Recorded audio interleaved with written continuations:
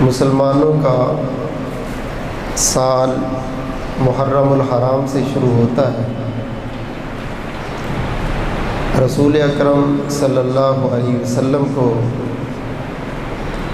اس یکم محرم کو ہجرت کیے ہوئے 1445 سال ہو چکے ہیں۔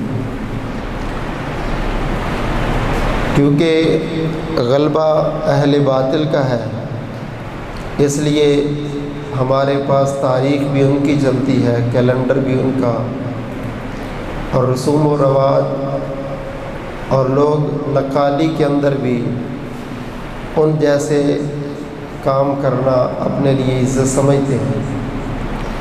جب غلبہ مسلمانوں کا تھا تو مدینۃ الرسول سے پروانے جاری ہوتے تھے، جن پر تاریخ بھی اسلامی کیلنڈر کی اور ہجری لکھی جاتی تھی، اور سن بھی ہجری لکھا جاتا تھا، اور زبان بھی لوگ عربی بولنا اپنے لیے فخر سمجھتے تھے۔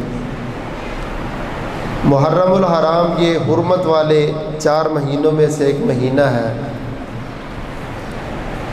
ان مہینوں کے اندر گالی گلوچ دینا، لڑائی کرنا، جھگڑا کرنا یہ حرام ہے۔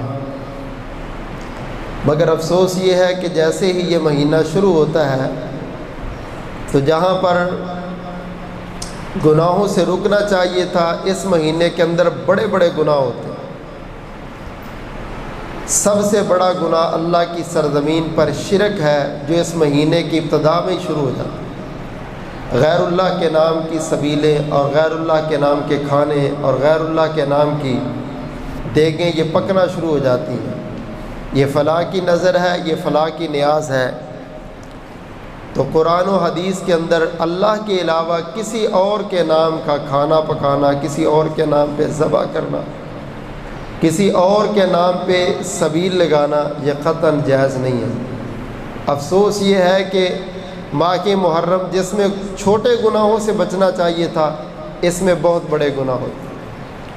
اور دوسرا جرم جو اس محرم کے شروع میں ہوتا ہے وہ یہ ہوتا ہے کہ جیسے ہی ماہ محرم آئے، ہر طرف سے شرکیہ نعتیں، شرکیہ جملے، شرکیہ اشعار، وہ ڈیکوں کے اوپر، وہ رکشوں کے اوپر، وہ چوکوں چراہوں میں چلنے شروع ہو جاتے ہیں۔ اور پھر جو تیسرا بڑا جرم ہوتا ہے وہ یہ ہے کہ رسول پاک صلی اللہ علیہ وسلم کے پیارے شاگردوں پر زبان درازی کی جاتی ہے، تبرہ کیا جاتا ہے، ان کے بارے میں لوگوں کو غلط فہمیاں اور غلط فہمی کا شکار کیا جاتا ہے۔ اس لیے یہ بات سمجھنی ضروری ہے کہ صحابہ کرام رضوان اللہ علیہم اجمعین، جن کے بارے میں لوگ اگر بدگمانی پیدا کریں، اگر غلط فہمی پیدا کرنا چاہیں، تو چند ایسے دلائل ہیں، اگر یاد ہوں تو پھر کبھی کوئی انسان ان کی باتیں سن کے پھسلے گا نہیں۔ ان میں سب سے پہلی جو دلیل وہ صحیح مسلم کے اندر امام الانبیاء جناب محمد الرسول اللہ صلی اللہ علیہ وسلم کا فرمان عالی شان ہے۔ آپ نے فرمایا اللہ تعالیٰ نے عرب کے لوگوں پر ترس کھایا تو ان کی ہدایت کا انتظام فرمایا، تو سارے اہل عرب کے دلوں کو دیکھا تو سب سے زیادہ خیر میں محمد کریم صلی اللہ علیہ وسلم کے دل میں نظر آئی، تو اللہ نے مجھے نبوت و رسالت کے لیے منتخب کر لیا۔ فرمایا اس کے بعد عرب کے لوگوں کے دلوں کو دیکھا تو جن جن کے دل میں خیر نظر آئی ان کو اٹھا کے میرے قدموں میں اللہ لے آئے۔ تو جس طرح نبوت اللہ کا انتخاب ہے، اسی طرح صحابہ کی صحابیت بھی اللہ کا انتخاب ہے۔ میرے بھائیوں، بندہ بڑے عمل کرنے سے حاجی بن سکتا ہے، بڑے عمل کرنے سے نمازی بن سکتا ہے، بندہ بڑے بڑے اعمال کر کے اللہ کا قرب حاصل کر سکتا ہے، لیکن دنیا کے اندر کوئی عمل ایسا نہیں ہے جو کرتے کرتے بندہ صحابی بن جائے یا صحابی کے درجے پر پہنچ جائے۔ صحابی وہ مقام ہے کہ ساری زندگی کی عبادات ایک طرف ہوں، اور صحابی کا ایک لمحے کے لیے تاجدار مدینہ کے چہرے کی زیارت کرنا، وہ ساری دنیا کے اعمال سے صحابی کا یہ چھوٹا سا جو عمل ہے وہ پوری زندگی کے لوگوں کے اعمال پر وزنی۔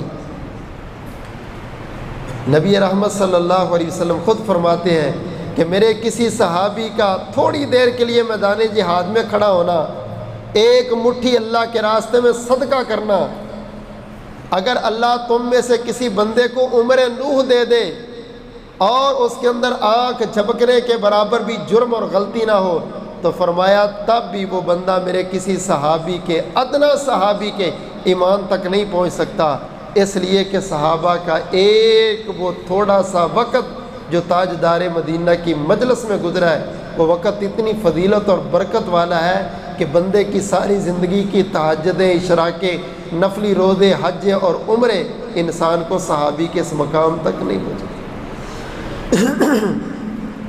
دوسری بات سمجھنے کی یہ ہے کہ صحابہ کرام عام انسان ہیں، انبیاء سارے معصوم ہیں، کوئی نبی غلطی نہیں کرتے، کسی نبی کے قریب غلطی نہیں آتی، کوئی نبی گناہ نہیں کرتا، کسی نبی کے قریب گناہ نہیں آتا، لیکن صحابہ کرام انسانوں کی طرح انسان ہے، غلطی ہو جانے سے، گناہ ہو جانے سے کوئی بندہ صحابیت کے دائرے سے نہیں نکلے گا۔ جس طرح کوئی انسان پوری زندگی نیک کام کرتا رہے، کیا اس سے ایک گناہ ہو جائے تو ہم اس کو نیکوں کی لسٹ سے نکال کے فاسق و فاجر کہہ دیں گے؟ یا کوئی بندہ ساری زندگی زانی تھا، شرابی تھا، کبابی تھا، بے نماز تھا، اس نے ایک دن نیکی کر لی، تو کیا وہ ایک دن کی نیکی سے پوری زندگی کے فسق و فجور سے نکل کر کے وہ ایک دن کی نیکی کرنے سے حاجیوں اور نمازیوں کے صفوں میں آ جائے گا؟ میرے بھائیوں، صحابہ کی کسی ایک چھوٹی سی غلطی کو پکڑ کے پوری زندگی کے لیے ان پر فتوے لگانا یہ قطعاً درست نہیں ہے، اور یہ زیب نہیں دیتا۔ صحابہ کرام کے بارے میں غلطیوں ان لوگوں کو لگی جنہوں نے سمجھا کہ صحابہ کرام بھی معصوم ہیں، یہ غلطی نہیں کر سکتے، دیکھو دیکھو ان سے فلاں غلطی ہو گئی، دیکھو انہوں نے ایسے کر دیا۔ بھئی کیا ہم سے غلطیاں نہیں ہوتی؟ جس طرح عام انسان سے غلطی ہو سکتی، صحابی سے بھی ہو سکتی۔ فرق یہ ہے کہ غلطیاں آپ کریں تو جب تک توبہ نہیں کریں گے، اور توبہ کرنے کے بعد بھی گارنٹی کوئی نہیں ہے۔ صحابہ وہ ہیں جن سے غلطیاں ہوئیں، اللہ کہتے ہیں ان سے جو بھی غلطی ہوئی میں اعلان کرتا ہوں سب کو معاف بھی کر دیا اور جنت کا سرٹیفکیٹ بھی دیا۔ اب تم بات نہیں کر سکتے۔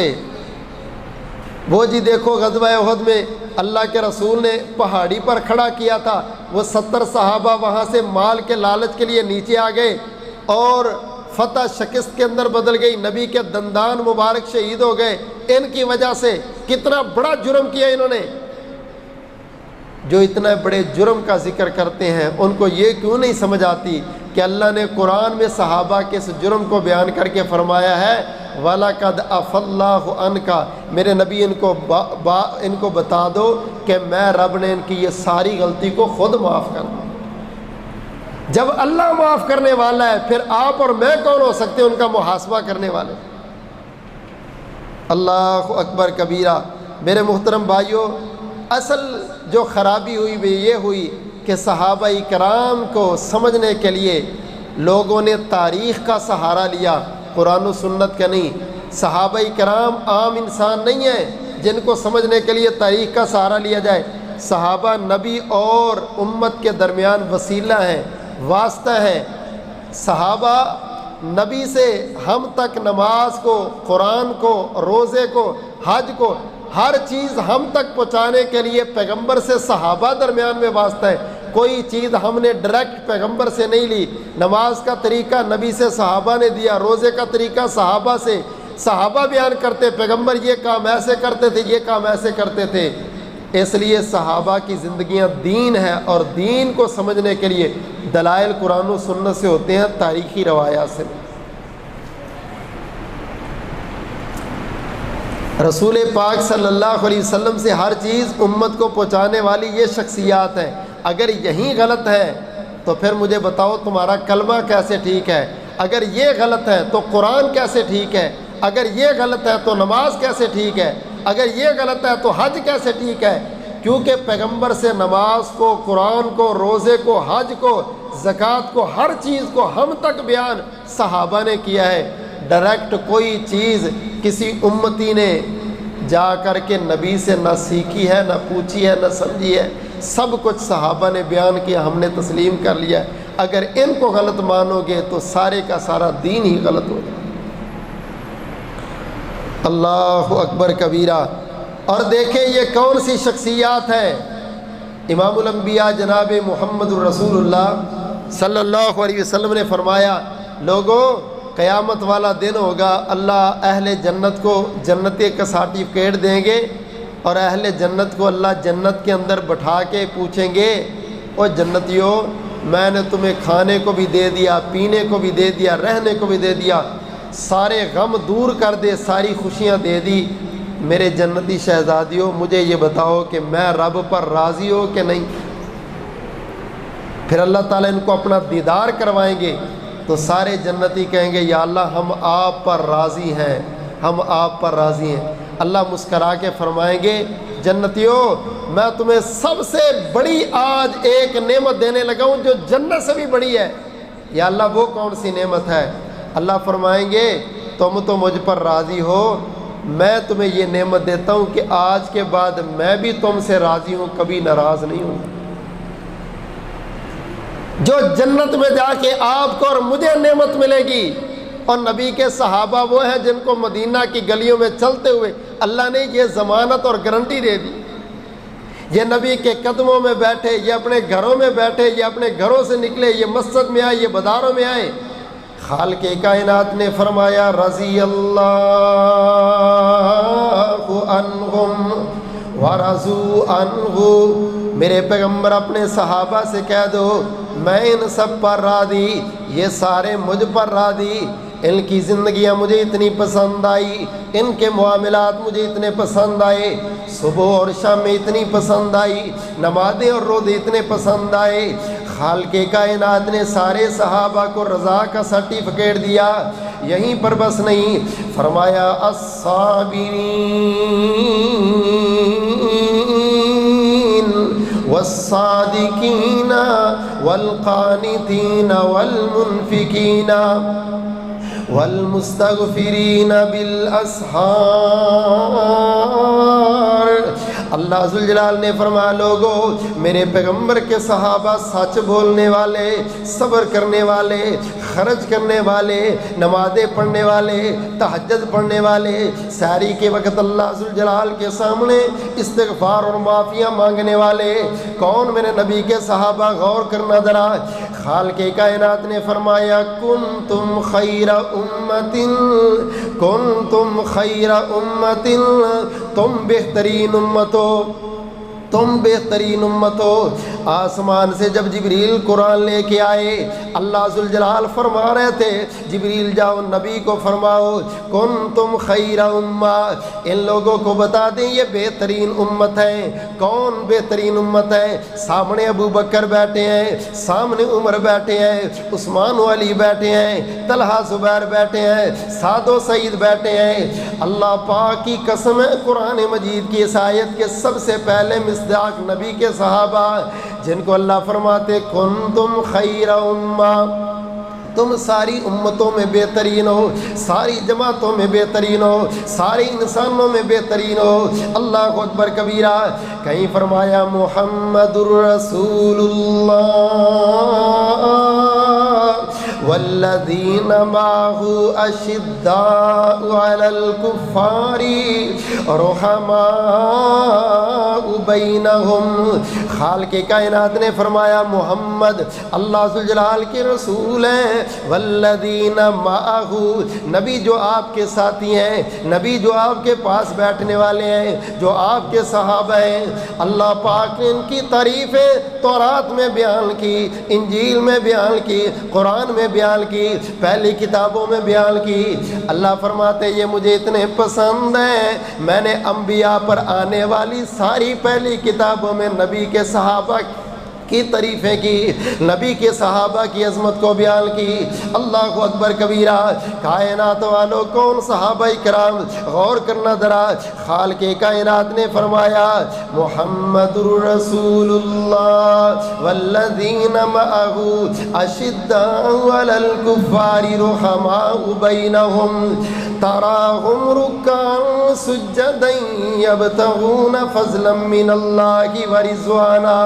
مالک کائنات نے فرمایا میرے سامنے سجدے کر کر کے نبی کے صحابہ کی پیشانیوں پر زخم بن گئے۔ اللہ کہتے ہیں سجدے کرنے والے، اللہ فرماتے ہیں نمازیں پڑھنے والے، اللہ فرماتے ہیں یہ بڑے عظیم ہیں، یہ سب سے پیارے ہیں۔ جن کو رب پیارے کہتا ہے، بہترین کہتا ہے، پسندیدہ کہتا ہے، ان پر زبان کھولتے ہو اور ان پر بول کر کے تبرہ ان پر کرنا۔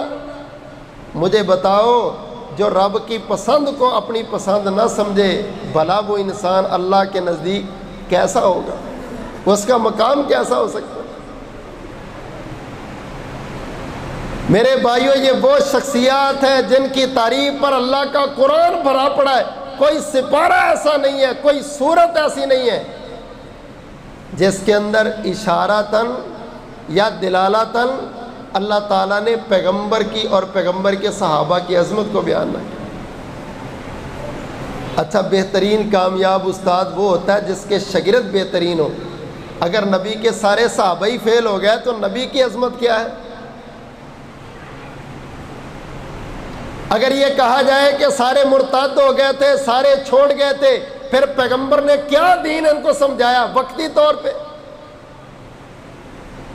اللہ اکبر کبیرہ۔ غزوہ احد کا موقع ہے، صحابہ پر باتیں کرنی آسان ہے، قربانیاں دیکھیں ذرا۔ امام الانبیاء جناب محمد صلی اللہ علیہ وسلم احد کے میدان میں موجود ہیں۔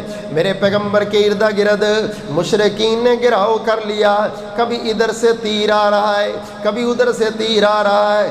نبی پاک صلی اللہ علیہ وسلم فرماتے ہیں کون ہے جو میری حفاظت فرمائے گا، کون ہے جو میری نگرانی کرے گا، کون ہے جو میری سکیورٹی کرے گا؟ اللہ اکبر کبیرہ۔ زیاد بن سکن رضی اللہ تعالیٰ عنہ نے سنی آواز، دوڑتے ہوئے آئے، میرے پیغمبر کے اوپر اس طرح چھتری کر دی، سارے کے سارے کافروں کے تیر زیاد کی کمر پہ لگے، زیاد کے بازوؤں پہ لگے، زیاد کی ٹانگوں پہ لگے، سارا جسم زخمی ہو گیا، سارا جسم چھلنی ہو گیا، لیکن پیغمبر کو تیر کا نشان نہیں لگنے دیا، پیغمبر پر کسی تیر کو پہنچنے نہیں دیا۔ نبی پاک صلی اللہ علیہ وسلم احد کے میدان میں شہداء کی لاشوں کو جمع کیا گیا۔ آپ فرماتے ہیں زیاد کو ڈھونڈو ذرا، زیاد بن سکن کدھر ہے؟ اللہ اکبر کبیرہ۔ صحابہ اس کو لے کے آئے، زخموں کی تاب میں، زخموں میں چورو چور ہوئے پورے جسم سے خون نکل رہا ہے۔ نبی پاک صلی اللہ علیہ وسلم کے پاس اس کو لٹا دیا۔ میرے محبوب پیغمبر فرماتے ہیں زیاد تو نے بڑی قربانی دی ہے، میری آواز پہ تو نے لبئی کہا، اور تو اس طرح چھتری کر کے میرے اوپر جھوکے رہا، کسی بھی دشمن کا تیر مجھ تک نہیں پہنچنے دیا۔ زیاد تیرا سارا جسم لہو لہان ہو گیا۔ میرے نبی اس کو دیکھ رہے تھے اور فرما رہے تھے زیاد مانگو، جو مانگو گے اللہ ذوالجلال سے وہی تجھے دلوا دوں گا۔ زیاد کوئی دعا، کوئی چاہت، کوئی من پسند ہے مانگ لو، تو ایک بہت بڑی قربانی دی ہے۔ زیاد بن سکن رضی اللہ تعالیٰ عنہ نے اپنے چہرے کو زخمی جسم کے ساتھ اپنے چہرے کو گھسیٹتے گھسیٹتے نبی کے قدموں کے اوپر اپنے رخساروں کو رکھ دیا، اور نبی کے قدموں پر رخسار رکھ کے کہتے ہیں گلستان میں جا کے میں نے ہر گل کو دیکھا، نہ تیری سی رنگت نہ تیری سی بو ہے، نکل جائے جہاں تیرے قدموں کے نیچے، یہیں دل کی حسرت یہیں آرزو ہے۔ اللہ کے رسول کیا پوچھتے ہو؟ سب سے بڑی خواہش یہ تھی آپ پر میری جان قربان ہو جائے۔ آج موت آ رہی، شہادت کی میدان احد میں موت آ رہی ہے، اور اللہ کے رسول اس سے بڑی کیا سعادت ہے کہ آپ کے قدموں میں موت آ رہی۔ جنہوں نے اپنے جسموں کو چھلنی کروا لیا، یہ مخلص نہیں ہے اسلام کے، تو پھر کون مخلص؟ جنہوں نے پیغمبر کے ایک ایک اشارے پہ، ایک موقع پر 11 صحابی شہید ہوئے پیغمبر کے اوپر پہرا دیتے ہوئے، ایک شہید ہوا، دوسرا آ گیا، وہ شہید ہوا، تیسرا ہے وہ شہید ہو گیا، چوتھا ہے وہ، 11 صحابی شہید ہوئے۔ آخری صحابی طلحہ ہیں، رسول پاک صلی اللہ علیہ وسلم ان کے اس کام کو دیکھ رہے ہیں اور ان کی قربانیوں کو دیکھ رہے ہیں، اور آسمان کی طرف چہرہ اٹھا کے کہہ رہے ہیں، میرے اللہ، میرے ان صحابہ نے تیرے نبی کو اور تیرے اسلام کو بچانے کے لیے کوئی کسر نہیں چھوڑی۔ اگر یہ مخلص نہیں ہے تو کون مخلص ہے؟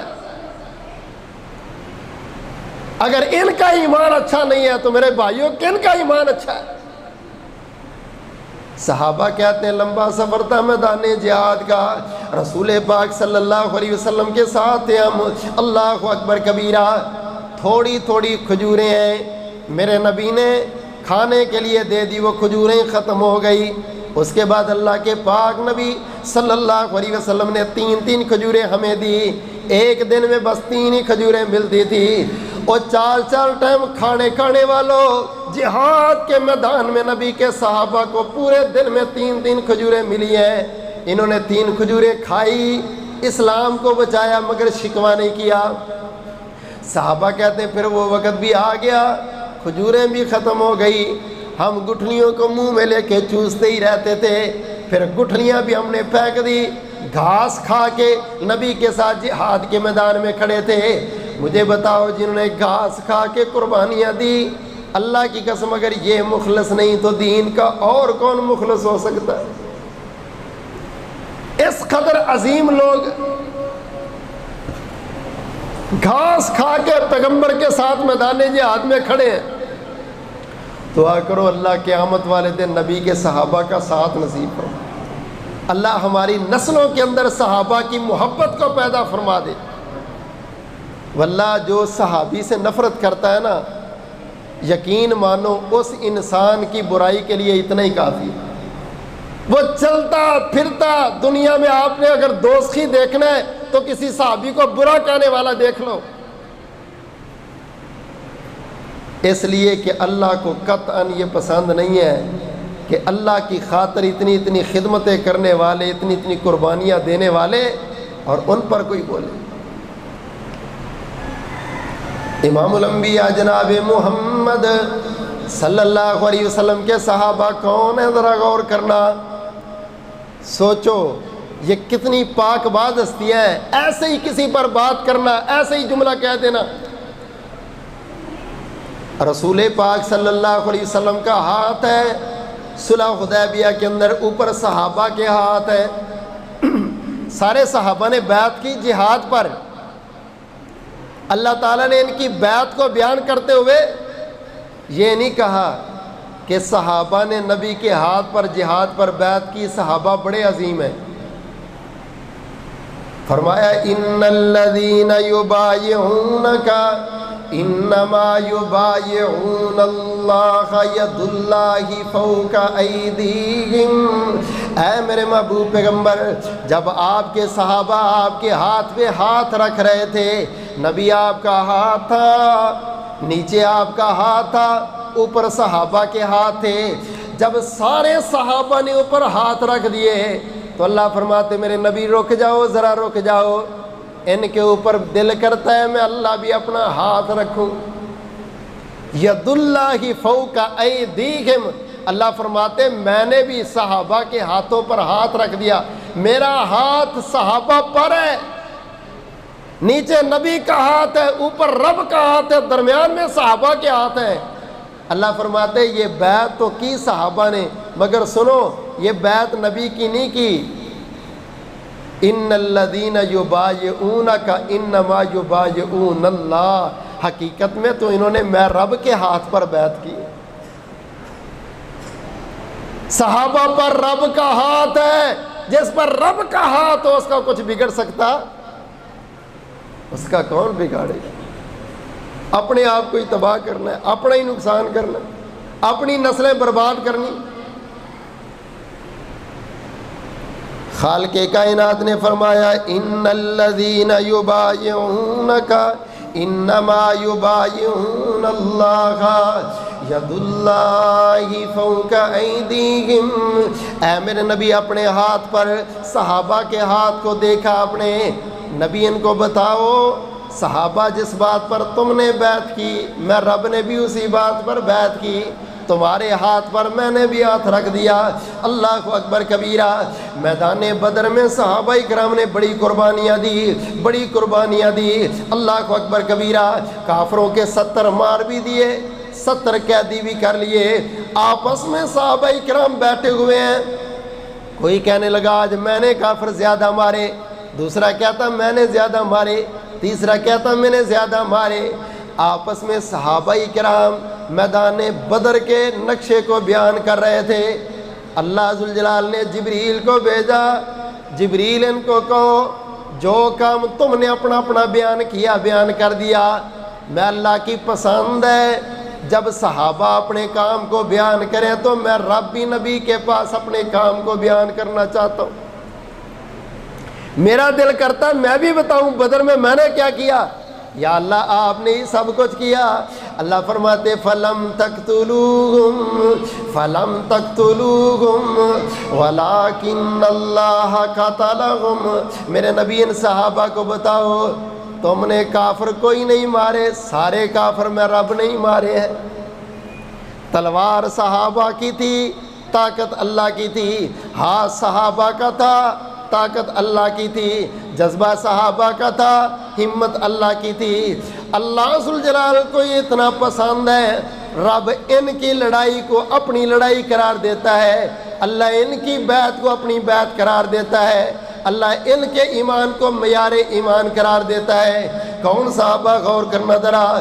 میرے پاک نبی امام الانبیاء جناب محمد صلی اللہ علیہ وسلم نے فرمایا اِلَّا تَنْصُرُوهُ فَقَدْ نَصَرَهُ اللَّهُ۔ مکہ میں صحابہ ہجرت کر کے مدینہ چلے گئے، بے کس تھے، بے بس تھے، بے گھر تھے۔ مدینہ کے مسلمانوں نے صحابہ کو گھر بھی دیے، کھانا بھی دی، مدد بھی کی، صحابہ سے محبت بھی کی۔ اللہ اکبر کبیرہ، بڑی مدد کی، بڑی مدد کی مدینہ والوں نے۔ اللہ ذوالجلال فرماتے میرے نبی ان کو کہہ دو جنہوں نے صحابہ کو کھانا کھلایا، جنہوں نے صحابہ کو جگہ دی، جنہوں نے صحابہ سے محبت کی، جنہوں نے صحابہ کو گھر دیے، جنہوں نے صحابہ کو کاروبار کروا کے دیے، الا تنصروہ فقد نصرہ اللہ۔ میرے نبی انہوں نے تیرے ساتھیوں کی مدد نہیں کی، حقیقت میں انہوں نے میں رب کی مدد کی۔ صحابہ کی مدد کو اللہ اپنی مدد قرار دیتے ہیں۔ میرے نبی یہ وہ لوگ ہیں ان کی عزت جو کرتا ہے میں رب کی عزت کرتا ہے، جو ان کو کھانے کھلاتا ہے حقیقت میں اس نے میرے مہمانوں کو کھانا کھلایا ہے۔ جنہوں نے ان کی تکریم کی میرے نبی انہوں نے حقیقت میں رب کی تکریم کی۔ شروع اسلام تھا، آپ کے پاس لوگ آتے، کلمہ پڑھتے، مسلمان ہو جاتے، کسی کی بیوی روٹ جاتی، کسی کا خاندان روٹ جاتا، کسی کا رشتہ دار ٹوٹ جاتے۔ لوگوں نے کہنا شروع کر دیا دیکھو جی دیکھو یہ کیسے پاگل ہیں، انہوں نے نبی کے پیچھے لگ کے اپنا سب کچھ ہی گوا دیا، سب کچھ ختم کر دیا۔ کہاں بھولو گے اللہ اکبر کبیرہ۔ عبداللہ رضی اللہ تعالیٰ عنہ کو چھوٹا تھا، بابا دنیا سے چلے گئے، چچا ان کو سنبھالتے تھے۔ اس کو پتہ چلا محبوب آئے ہیں، یہ بھی چھپ چھپا کے جا کے اس نے کلمہ پڑھا اور مسلمان ہو گیا۔ چند دنوں کے بعد چچا کو پتہ چل گیا کہ عبداللہ مسلمان ہو گیا۔ زمانہ جاہلیت میں اس کا نام تھا عبد العزیٰ۔ چاچا اس کو بلا کے پوچھتا ہے اے تو چھپ چھپ کے کہیں جاتا ہے، مجھے تیرا پتہ چل گیا تو مسلمان تو نہیں ہو گیا؟ کہتا ہے یہ کون سی چھپانے والی بات ہے، آج چھپاؤں گا کل پتہ چل جی میں مسلمان ہو گیا ہوں۔ اس نے کہا سن پھر یہ سب کچھ دے دی، یہ دکانیں میری، یہ مکان میرا، حتیٰ کہ تیرے جسم کے اوپر جو کپڑے ہیں نا یہ بھی میرے پیسوں کے، اتار اور چل۔ میں حیران ہوتا ہوں کہ یہ لوگ اپنے شرک کے ساتھ کتنے مخلص تھے۔ کون چھوڑتا ہے گھر بار اور کون چھڑواتا ہے ہر چیز اپنے عقیدے کے لیے؟ یہ دیکھ لو مشرکین مکہ نے کیا کچھ نہیں کیا۔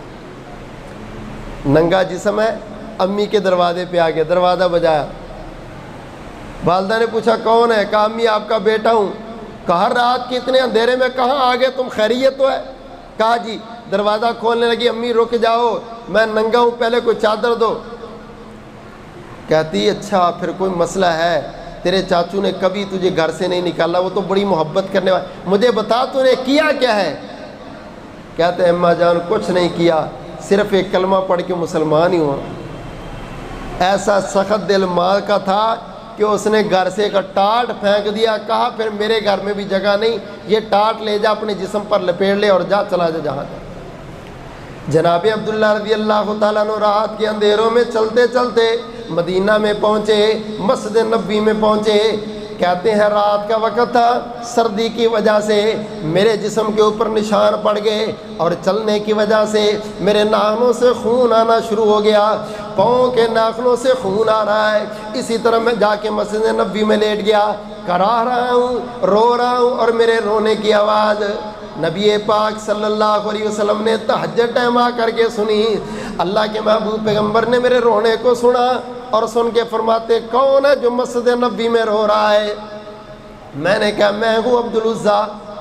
آپ مسکرا کے کہنے لگے نہیں نہیں، مسجد نبوی میں عبدالعزیٰ نہیں ہو سکتا، تو عبداللہ ہے، بتا کیا ہوا؟ کہنے لگا اللہ کے رسول یہ ہو گیا میرے ساتھ، یہ ہو گیا، چچا نے زمینیں بھی چھین لی، دکانیں بھی چھین لی، کپڑے بھی اتروا لیے، اللہ کے رسول میرا سب کچھ لے لیا، محبوب میں تو لٹ گیا پٹ گیا، نبی سب کچھ گواہ کر کے آ گیا۔ اللہ اکبر کبیرہ۔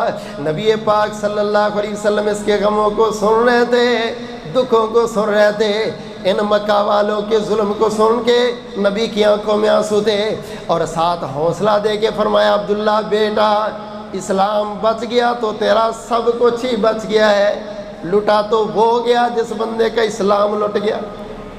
اور یار مال و دولت تو مل جائے گی، پھر کیا ہوا ہے، یہ سب کچھ واپس آ جائے گا، تیرا اسلام بچ گیا تو بیٹا عبداللہ سب کچھ بچ گیا۔ اور میرے بھائیوں یہ ہے صحابہ جن کی اتنی بڑی قربانیاں ہیں، اس قدر زیادہ اسلام پر یہ کٹنے مرنے والے ہیں۔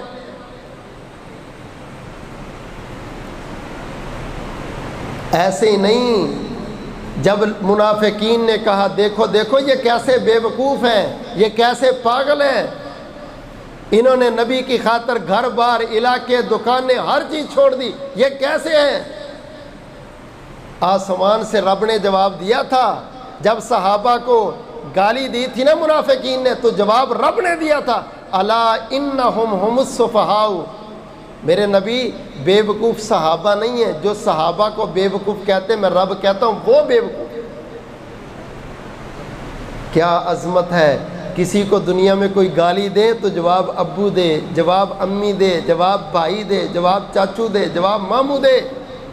اور صحابہ وہ ہستیاں ہیں جن پر کوئی زبان کھولتا ہے تو جواب آسمان سے رب رحمان ایسا دیتا ہے کہ قیامت کی دیواروں تک پھر ہر مسلمان اس جواب کو پڑھتا ہی رہتا ہے۔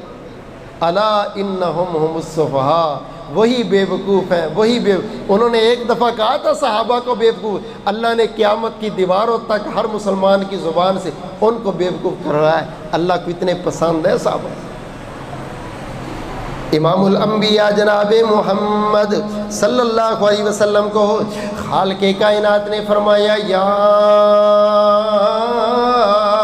ایھا النبی حسبک اللہ ومن اتبعک من المؤمنین،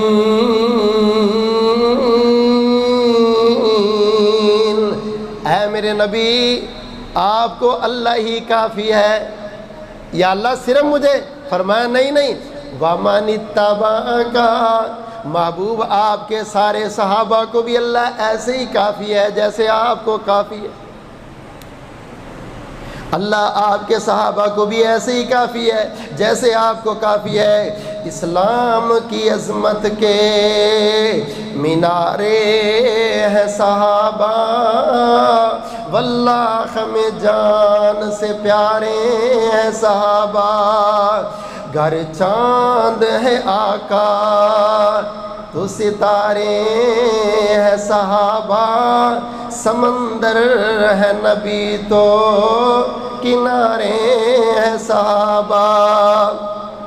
इस कौम को ज़रा होश तो आने दो, हर बंदा कहेगा कि हमारे हैं सहाबा। खालिक़े कायनात ने फरमाया वस्साबिकूनल अव्वलूना मिनल मुहाजिरीन वल अंसार, सबकत ले जाने वाले, करीब आने वाले, कुर्ब हासिल करने वाले, कुर्बानियाँ देने वाले, अज़मतें पाने वाले, नमाज़ें पढ़ने वाले। अल्लाह की कसम अगर कुरान पढ़ना शुरू करो, कई घंटे दिन और रातें बीत जाएं, नबी के सहाबा की अज़मत पर आने वाली आयात ख़त्म नहीं होगी। अल्लाहु अकबर कबीरा। इसीलिए मेरे प्यारे नबी इमामुल अंबिया जनाब मुहम्मद सल्लल्लाहु अलैहि वसल्लम के पास एक जनाजा आया। साहबा ने कहा अल्लाह के रसूल जनाजा पढ़ा दो। आप तशरीफ़ लाए, उसके चेहरे से ना कपड़ा उठाया, फरमाया कौन है महबूब देख लो। आपने उसका चेहरा देख के फरमाया ये तो बंदा वो नहीं जो वहाँ खड़े होके उस्मान को और फ़लाँ फ़लाँ को गालियाँ दे रहा था, मेरे सहाबा को गालियाँ दे रहा था। साहबी कहते अल्लाह के रसूल है तो वही। फरमाया उठा लो इसका जनाजा ले जाओ। बेशक ये कलमा पढ़ने वाला, ये नमाज़ें पढ़ने वाला, ये रोज़े रखने वाला, मैं उसका जनाजा नहीं पढ़ाऊँगा जो मेरे सहाबा को बुरा कहना। अल्लाह अकबर कबीरा। इमाम अहमद बिन हम्बल रहमतुल्लाह अलैह से किसी बंदे ने पूछा उमर बिन अब्दुल अजीज़ ज़्यादा अजीम है या अमीर मुआविया? फरमाने लगे कि यार उमर बिन अब्दुल अजीज़ बड़े नेक हैं, बड़े अजीम हैं, मगर सहाबी नहीं हैं। अमीर मुआविया तो सहाबी हैं, उमर बिन अब्दुल अजीज़ के साथ अमीर मुआविया का तकाबल न करो। एक बंदे ने कहा फ़लाँ मेरा दोस्त है, वो तो कहता है। फरमाने लगे ला तुजालिसहु वला तुआकिलहु, मैं तुझे नसीहत करता हूँ बच्चे ना उसके पास बैठा कर, ना उससे खाना खाया कर, क्योंकि जो सहाबा को अच्छा नहीं समझता मेरा रब और रसूल कभी उसको अच्छा नहीं समझता। अल्लाहु अकबर कबीरा। मेरे मोहतरम भाइयों, बड़ी बड़ी कुर्बानियाँ वल्लाह। अब ये यकम मुहर्रमुल हराम को हज़रत उमर रज़ियल्लाहु ताला अन्हु की शहादत हुई। आप देखें वो जलीलुल कदर शख्सियत जिसको नबी ने मांग मांग के लिया, हफ्सा के वालिद हैं, नबी के ससुर हैं। अल्लाहु अकबर कबीरा। और अली रज़ी अल्लाह ताला अन्हु के ये ख़ुद ससुर हैं। कितनी कराबत है, कितना करीबी ताल्लुक़ है। और रसूल पाक सल्लल्लाहु अलैहि वसल्लम की मुराद और शहादत कैसे हो रही है? एक मजूसी बदबख्त अबू लोलो फ़ैरोज़, ये एक पत्थर चलता है फ़रोज़ा, लोग इसकी बड़ी बड़ी कीमतें लगाते हैं। ये फ़रोज़ा उसी फ़रोज़ से मंसूब है। मस्जिद नबी में मुसल्ला रसूल पर नमाज फ़जर के अंदर वार किया गया और यकम मुहर्रमुल हराम को दुनिया से गए। अल्लाहु अकबर कबीरा। सआदत की बात यह है कि नमाज सारी नमाज़ों से अज़ीम है और मुसल्ला सारे मुसल्लों से अज़ीम है और मस्जिद सारी मस्जिदों से अज़ीम है और मौत सारी मौतों से अज़ीम है। इसीलिए पैगम्बर ने फरमाया था लौ काना बादी नबियुन लकाना उमर, अगर मेरे बाद कोई नबी होता तो उमर होता। उमर तो गलियों में निकलता है, शैतान भी भाग जाता है। मेरे भाइयों, ऐसी शख्सियात पर कभी भी ज़ुबान ना खोलें, कभी किसी की बात ना सुने। अगर कोई बात करे तो उसको कहे यार वो तो बरगुज़ीदा लोग थे, कुरान उनका जिक्र करता, कोई और बात कर, छोड़ दे उनको। अच्छा, अगर किसी ने गलती की है तो भाई उसका मामला अल्लाह के पास है, वरना मालिक तो कह चुका है मैंने सबको माफ़ कर दिया और मैं सब पर राज़ी हूँ। अल्लाह ताला नेक आमाल की तौफ़ीक अता फ़रमाए, अल्लाह हमारी इस्लाह फ़रमा दे। अल्लाह ताला नमाज़े रोज़े और इबादत को कबूल मंजूर फ़रमाए। जो मरीज़ हैं शिफ़ाए कामिला आजिला नसीब फ़रमाए। आमीन सुम्मा आमीन। व आखिरु दावाना अनिल हम्दुलिल्लाह।